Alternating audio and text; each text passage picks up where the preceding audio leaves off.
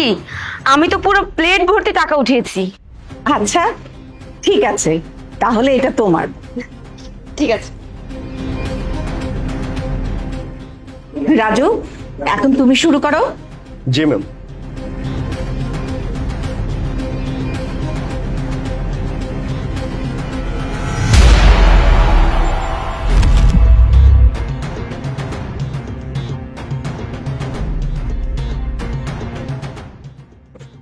Madam, আমিও plate ভরে ফেলেছি। আচ্ছা ঠিক আছে, মীরা এখন তোমার পালা।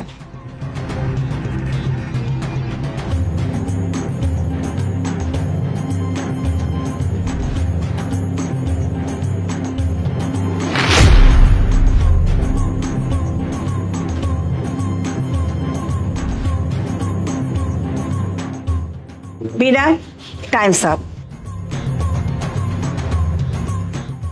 শোনো, তোমাদের তিনজনের নেক্সট টাস্ক হচ্ছে তোমরা তোমাদের পছন্দ মতো শপিং করবে, কিন্তু মনে রেখো জিনিসগুলি কিন্তু অবশ্যই দামি হতে হবে, ঠিক আছে? এখন তোমরা যাও।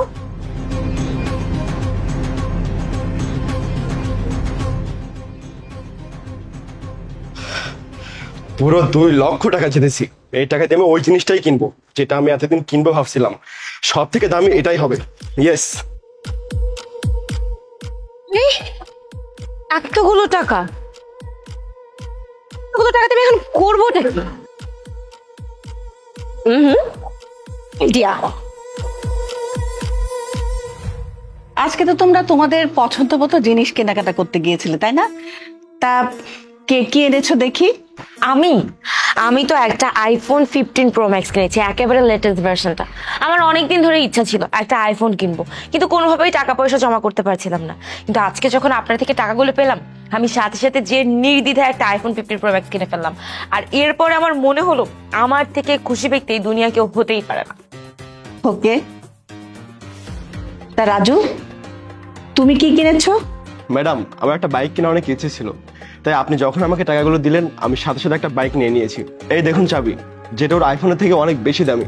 আর ম্যাডাম জানেন, এটা কেনার পর আমার কাছে এমন মনে হয়েছে যে আমি যেন পৃথিবীর সব থেকে সুখী মানুষ। খুব ভালো। মীরা, তুমি কি কিনেছো? ও আর কি আনবে, সবাই তো পেয়েছে 2-4 হাজার টাকা। এ দিয়ে কি এমন কেনা পসিবল? হ্যাঁ, আমার ভাগ্যে ওই 4,000 টাকায় পড়েছিল। আমিও ভেবেছিলাম যে আমার ভাই বোনদের মতো আমি সবচেয়ে ভালো একটা জিনিস কিনবো, যেটা পেয়ে আমি অনেক বেশি খুশি হব।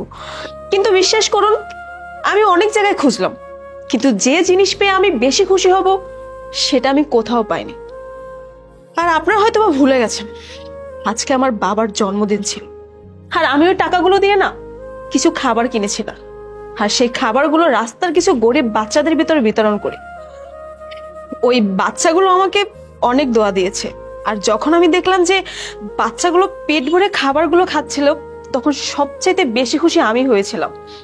আর সত্যি বলতে, মা বাবা সবার উপরে, তাদের ঋণ আমরা কোনোদিনও শোধ করতে পারবো না। এই জন্মে কেন, আমাদের যদি আরো 7 বার জন্ম হয় তখনও পারবো না। তাই আমি ওই 4,000 টাকা দিয়ে না অনেকগুলো দোয়া কিনে নিয়ে এসেছি, যেগুলো কোটি কোটি টাকা দিয়েও না কোনোদিনও কেনা সম্ভব না। আর মা বাবার ভালোবাসা না কোনোদিনও টাকা দিয়ে কেনা যায় না। ভেরি গুড মীরা, আমি তোমার কথা শুনে খুবই খুশি হয়েছি। তুমি তোমার কথাতে প্রমাণ করে দিয়েছো তুমি তোমার বাবা মায়ের যোগ্য সন্তান। আর আজকে থেকে সব সম্পদের মালিক হচ্ছে তুমি। কি? এটা কিভাবে সম্ভব হতে পারে? আর ও কিভাবে সমস্ত সম্পত্তির মালিক হতে পারে? হ্যাঁ, আমরা মানছি যে ও যেটা করেছে ভালো একটা কাজ করেছে, আমরা অ্যাপ্রিশিয়েট করি, আমরা ব্যাপারটা ভুলে গিয়েছিলাম। তাহলে এই টাস্কটা ক্রিয়েট করার দরকারই ছিল কি? এই টাস্কের তো তাহলে কোনো ভ্যালুই নাই। হ্যাঁ, এটা কোনোভাবে হতে পারে না। আর আপনার কথা মতে আমরা সবাই দামি দামি জিনিস কিনেছি, এমনকি সবগুলো টাস্ক পরিপূর্ণ করেছি, তাহলে ও কিভাবে মালিক হতে পারে? চুপ করো তোমরা। তোমরা কি ভেবেছো আমি কিছুই জানি না, কিছুই বুঝিনি? তোমরা তোমাদের টাকাওয়ালা টাস্ক থেকে চিটিং করে টাকা নিয়েছো। আর তোমার বাবা মায়ের সম্পত্তির শর্তে এটাই লিখেছিল যে সেই সম্পত্তি পাবে যে যোগ্য এবং ইমানদার। আর দেখো, মীরা এই শর্তে জিতে গেছে।